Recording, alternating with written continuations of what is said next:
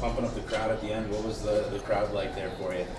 Man, it was a little mix, man. I was walking out, I had a good group of people cheering for me. Then I was walking out, and all of a sudden I had a guy like screaming "boo" at me. I'm like, where did that come from? Did I even do nothing to you? But then I started like blowing him kisses, and then he started changing up a little bit. So then he started liking me. So I was like, all right, cool. Then after the fight, they were cheering, so I was happy with it. Yeah. What about just the atmosphere from the building here? Man, it was pretty good, man. I loved it, man. The crowd was, especially at the end of the second round, started giving me energy.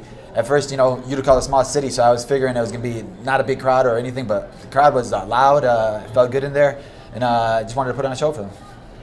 And I know it wasn't the first time that it's happened. It's like the third time that you fought during Ramadan, but how hard was it actually to go through the weight cut, the training, and still happen to observe the holiday? Actually, it's one of those where one of my biggest strength, I feel, is mental strength, man. This game's all about mental strength. Everybody's out here always looking for an edge, and I feel like me not drinking or eating during training during the morning and having to push through it, it just takes me to a whole nother level than most of these guys. Everybody's out here looking for the next best supplement. What's the right steroid to take? Some of these guys are taking. Me, I'm getting my strength from my spirituality, man, from God. That's what I love. That's where I'm getting it from. When the fight came up, when it came to scheduling, did you have to try to make sure that this fight happened after dusk? You could actually make sure you can get. I was trying to, hopefully, and it worked out perfectly. But like when he first asked me, he's like, "Hey, do you mind fighting during Ramadan?" I said, "Well, Chicago's June 9th, so give me at Chicago and I'm down." So he said, "Oh, so you're down to fight during Ramadan?" I said, "Yeah, Chicago." And he's like, "Well, I got Utica." I was like, "All right, whatever, it's cool."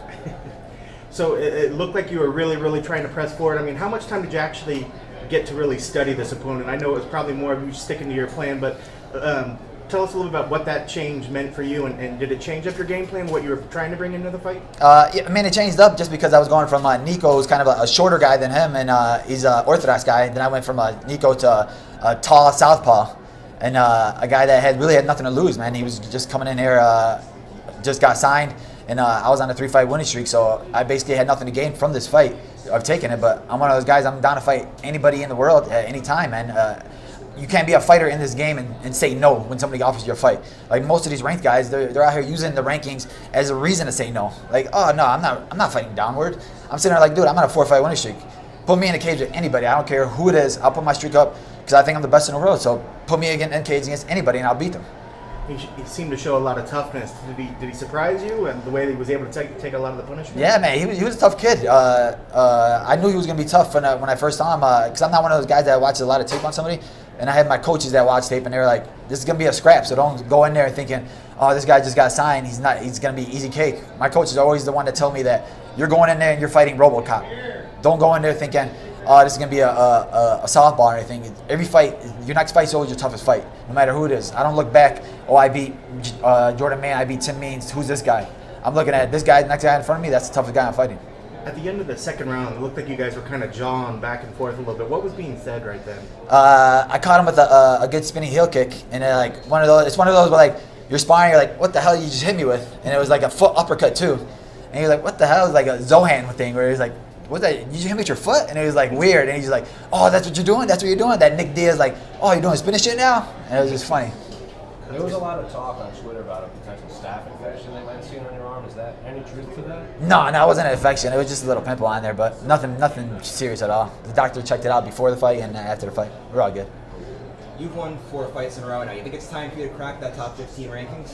Yeah, man. Like I said, I'm down to fight anybody in the world, man. But none of these guys are willing to fight, man. They're sitting here hiding behind their number.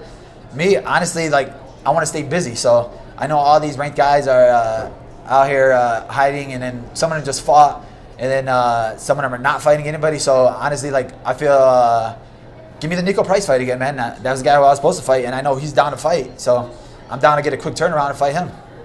I know he didn't get hurt either. I think he just didn't get approved by a New York commission because he like messaged me saying, "Yeah, bro, I just want to let you know I'm not hurt. I'm not scared of you. I just didn't get approved." And I was like, "All right, whatever."